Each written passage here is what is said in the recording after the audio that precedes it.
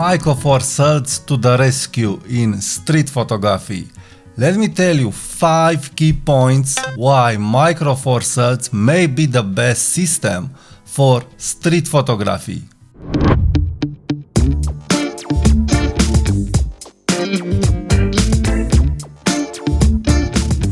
Hi there, my name is Tudor Matescu, and in this video I want to talk about Micro Four Thirds as a system for street photography and why I think it is the overall best system for street photography. I will dissect this Micro Four Thirds system in this video for street photography. So if you like content like this, please subscribe to my channel, share my video, hit that like button, and let's get to the subject. Before starting, let me tell you a short story. I'm using Micro Four Thirds for at least some good years, 5 years, 4 years, more or so. And after using Micro Four Thirds, I was not satisfied with the image quality, looking at all kinds of YouTube videos and all kinds of opinions, and I've decided to go with APS-C, Fujifilm, and also I've tried Sony. But I've discovered in the meantime, using all these 3 systems, that Micro Four Thirds as an overall system may be the best system out there, that it is offering me the features and the benefits in every day and in every situation that I need to get the shot. And I want to tell you why I think Micro Four Thirds it's an excellent system, and the image quality it's not a problem for street photography. So if you like this content, please subscribe to my channel, share my videos with others, hit the like button, and let's get to the subject. The first key point that I want to address is the sensor, the format of the sensor especially. It is a 4x3 format sensor. And this is huge in street photography. And if you didn't shoot this kind of sensor, and if you don't have the experience, a long experience by shooting a 4x3 sensor and have the ability to compare it with a 3.2 sensor, then I must tell you that this sensor, even if it is smaller on paper, the format it is taller.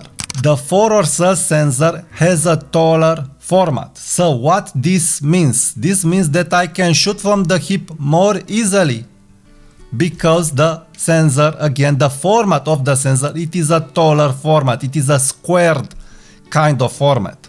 So this is giving me a better diagonal on the vertical side of things, so I can get more of the people in the frame and of the buildings in the frame. Very important for street photography, where you want to document the surroundings by using this 4x3 sensor.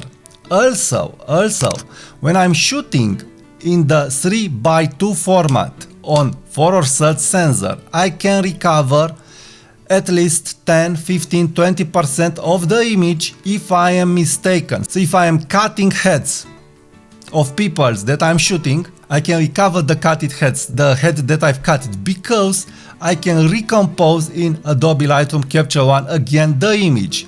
So this is a huge deal in street photography when you are using a 4x3 sensor, a Micro Four Thirds sensor, because it is helping you not to miss shots. It is huge, it is extremely huge. This advantage, it is something extraordinary. I don't know, you really must experience the fact that yes, you can recover a 2 or 3 or a 3 or 2 image in post-processing when you are shooting in this format on a 4x3 sensor. So extraordinary. Also, this kind of format, I really love it for documentary work. It's giving me more on the surroundings, being taller. It's excellent for architecture and for getting the building in the shot. And for street and documentary street photography, this is important, and I really feel disadvantages on a 4x3 sensor. And I can use all kinds of lenses on this sensor and get the surroundings, and I can't do that on a 2 or 3 sensor with all these focal lenses. So on Fujifilm, for example, I can use a 35mm lens equivalent, the 23mm, or the 18mm f2. I am feeling comfortable with these lenses to get the surroundings, to get the buildings, to get the context. But when I'm going up with a 50mm, a 75mm equivalent field of view, a 90mm field of view, I can't talk about the fact that I can get context. But on Micro Four Thirds, I can get context with a 40mm, no problem at all, no problem at all, and also with a 50mm lens and so on. And also I'm feeling comfortable to shoot in landscape format with a 90mm lens. This I can't do on a 2 or 3 sensor on Fujifilm or on Sony or so on.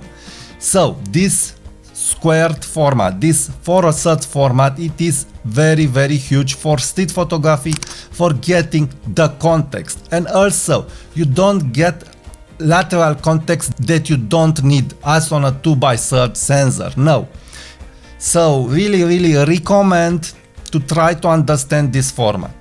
So for a short recap regarding the format of the sensor, I must tell you again, this sensor is extraordinary to be shooted at 4:3. This format, it is amazing. And also, if you don't want to shoot in this 4:3 format, you can shoot in the standard format 2 or 3. But have in mind that when you are shooting this format, yes, you lose some resolution, but you can recover missed photos. And I feel that the resolution that you are missing, it's not huge, it's not important. So big points for getting out there and not being stressed with this sensor. You get the shots, you get the contextual surroundings and so on. The next point is regarding the AF and the depth of field of a Micro Four Thirds camera.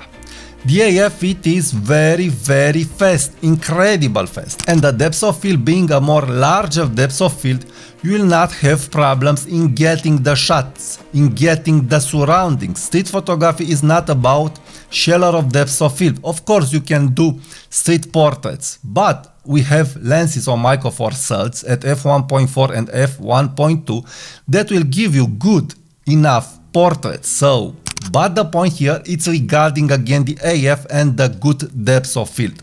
So you can get a very low ISO, but this in practice I don't feel it is important, because again, yes, the image quality at pixel level, it is something different from an APS-C and from a full frame. Any kind of sensor has a special way to render an image. I don't feel that the ISO advantage when you are using a small aperture, it is something extraordinary. It is there, but I think it is more important the fact that you can get good depth of field for getting the shot clear, for getting the people in acceptably focused areas. And also having that good AF with good lenses that are having a very good minimum to focus distance, you can shoot like Bruce Gilden. You can shoot like Bruce Gilden with AF. With AF. It is huge. This 20mm f1.4, it is extraordinary for that. And also this small zoom 12 to 45, it has an amazing minimum to focus distance. And this is very important, because good pictures are pictures where you are close enough. See my 10 tips from Vivian Meyer video, linking the card here.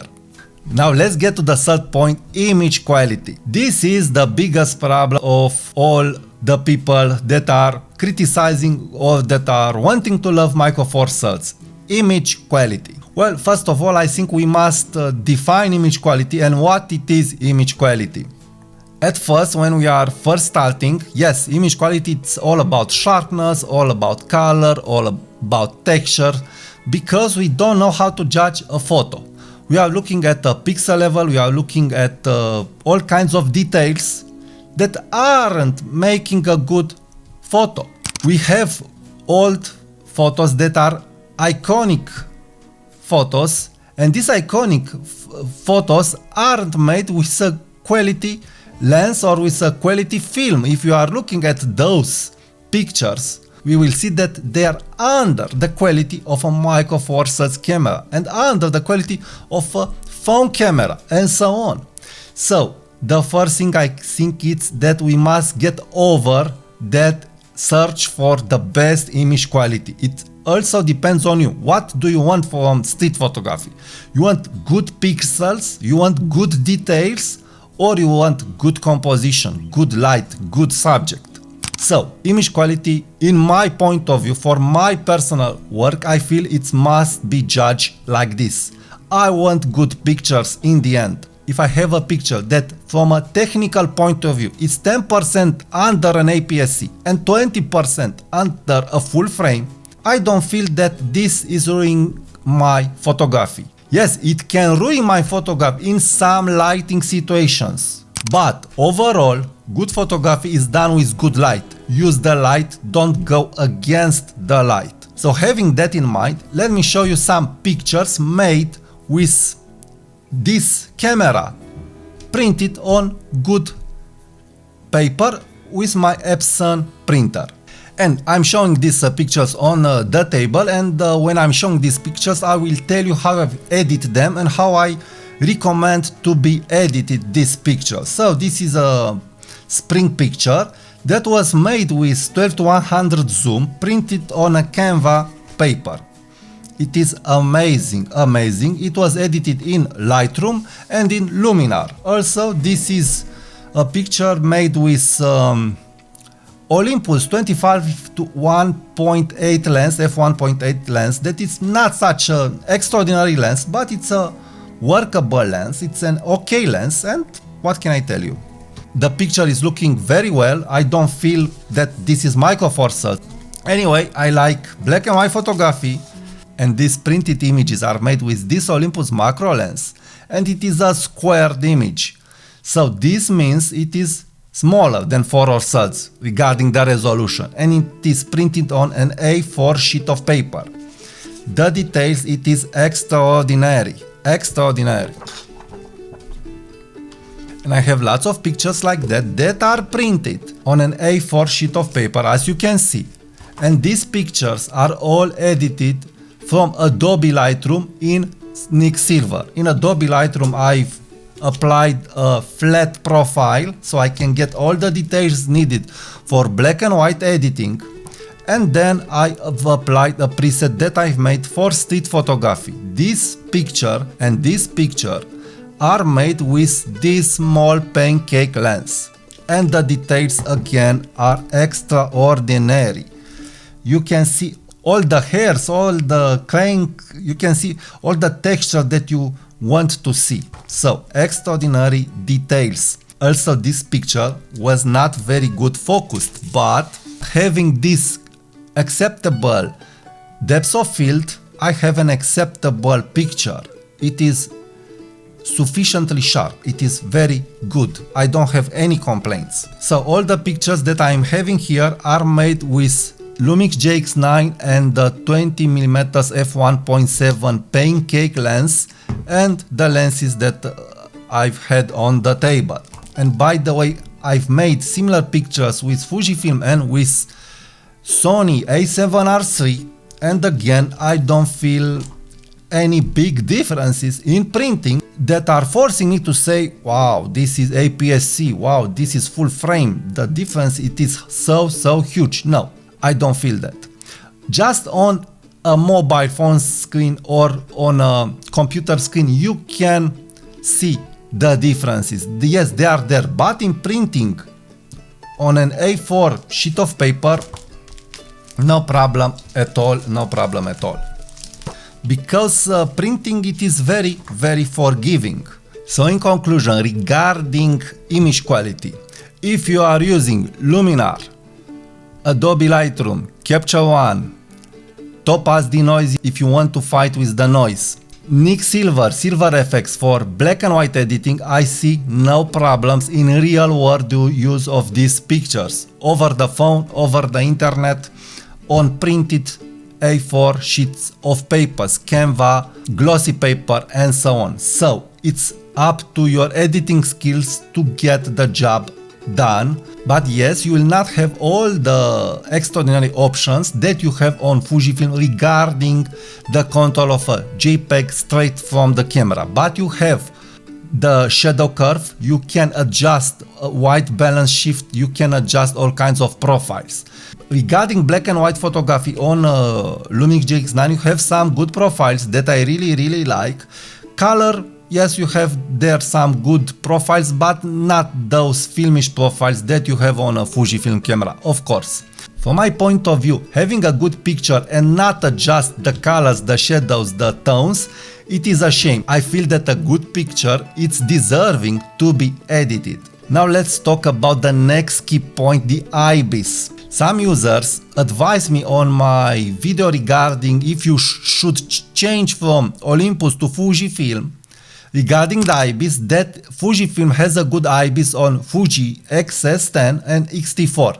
Yes, it has a good IBIS, but it doesn't have a good IBIS on small cameras. GX9 it is very small.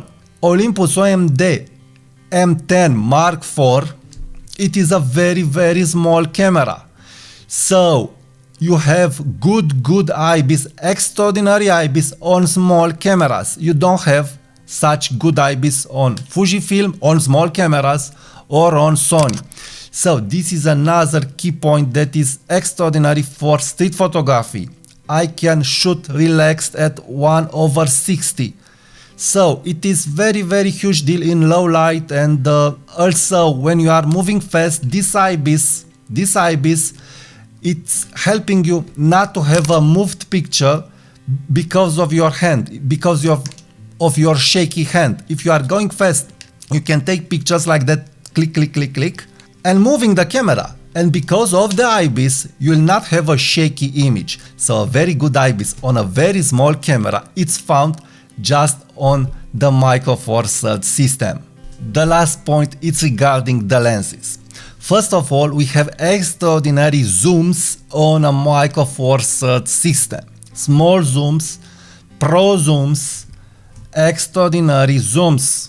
I will not enter in the details of all the zooms that are out there, but we have the small kit zooms that are giving good results in street photography, and we also have small pro zooms that are also giving extraordinary details, sharpness, micro contrast images. This small zoom, 12 to 45 zoom, it is amazing, very versatile, from 24 to 90 millimeters. Extraordinary focal range for street photography. And being such a quality lens, having such a good micro contrast, you will get subject separation. Your subject will pop in editing and also in your JPEG files. When I'm looking at pictures made with this 12 to 45 small pro zoom from Olympus, they are extraordinary pictures. The subject, it is so sharp, the micro contrast, it is there. Also, we have this 20mm f1.4 that I've made a review. Check that review, link in the card. And from my point of view, this is the best 40mm small lens with AF at f1.4 that it is out there. Yes, we have bigger lenses and so on, full frame lenses, but this has a very good minimum focus distance. It is an f1.4 lens with an optimized feather bokeh. I've talked about this bokeh in that video, please check it out. And check the images that I've published on my blog and on Flickr, so you can feel that feather bokeh. Extraordinary feather bokeh. The way that these lenses are rendering portraits and the way that these lenses are rendering contextual photography, buildings and so on. Yes, when you are looking again at pixel level, you will be disappointed regarding and comparing with an APS-C lens or a full frame system. So we have good image quality on all kinds of lenses. Also, this is a 45mm f1.8 lens from Olympus. This means this is a 19mm lens on full frame. It is extraordinarily small, and with GX9 you will have a very small package. And with the forward third sensor, again with the forward third sensor, you are able to do street photography from the hip using the tilt screen with a 90mm lens. I bet that you can't do that with Fujifilm or with Sony, because they are 3x2 sensors. This forward third sensor, it is helping you very much to use these lenses in a landscape format and get portraits in a landscape format. Also, when you are doing street photography from the hip with a Micro Four Thirds sensor, you will not feel the need to raise too much the camera, like when you are using a Fujifilm camera or a Sony full frame camera. And also regarding the lenses, we have this extraordinary small pancake lens that has an extraordinary minimum focus distance. And you can say, okay, I'm not shooting macro. It's not about macro. It's about the fact that you can get really close to your subject and have the subject in focus. I'm showing pictures with this lens right now. And as you can see, this lens was on AF, and it is one of the slowest AF lenses that it is out there, but the AF was doing the job. The depth of field was doing the job, and I've got an acceptably sharp picture that I can use. So, huge deal. Of course, on Fuji or on Sony or on a 3x2 sensor, I needed to use a 28mm lens. With a 40mm lens, I am not able to do that on a 3x2 sensor, but on a 4x3 sensor I can do that. So I will not enter in the details of all the good lenses that are out there, but we have excellent extraordinary zooms, small zooms, that we can't find on other systems. We have extraordinary small primes with extraordinary AF and very good minimum to focus distance. Also, we have Voigtlander manual focusing lenses and all kinds of lenses that are enabling us to do all kinds of street photography styles that we are wanting to do. So in conclusion, I have here two photos. A full frame photo made with Sony a7R3 and a Micro Four Thirds photo made with Lumix GX9. I see no differences regarding these two photos. The photo that it is made with the Micro Four Thirds, it is looking better because the sheet of paper, it is better. It is a premium sheet of paper that has excellent contrast, excellent whites and excellent blacks. This is not a premium sheet of paper. But again, I've printed on all kinds of sheet of papers, full frame, Micro Four Thirds, and I see no differences. Micro Four Thirds, it is excellent for street photography because you have that forward third sensor. You have extraordinary IBIS in small cameras, in very small cameras. On Fuji, on Sony, you don't have that excellent IBIS on small cameras. You have excellent ergonomics, excellent touch-to-screen features, and all kinds of features that I've talked in a previous video. See my video regarding XC4 versus GX9. So, thinking at all that, if you want a camera with no hassle, just with good results, then I think that a Micro Four Thirds system, it is the best system out there. Why? Because again, you can shoot from the hip with the screen. You have excellent apps from Lumix that are working excellent phone and camera, so you can shoot with your phone and so on. You can do all kinds of street photography styles with a Micro Four Thirds camera. So a Micro Four Thirds system will not limit you. A Micro Four Thirds system will help you get going. If you want to do long exposure shots by hand, you can do that. So I truly recommend Micro Four Thirds system for street photography, and I will use it alongside my Fujifilm cameras and on my Sony cameras. Thank you for watching. Tell me what you think. Check the links from the description and from the comments. Let me a comment, subscribe to my channel, share my video, and thank you very much for watching this video. Talk to you soon. Bye bye. This is my country, my damn country. Give me my country, you can keep the rest. This is my country, my damn country. And it don't mean a thing if you don't pass the test. If you ain't never cheated or been cheated on, then take off your boots, you rhinestone fraud.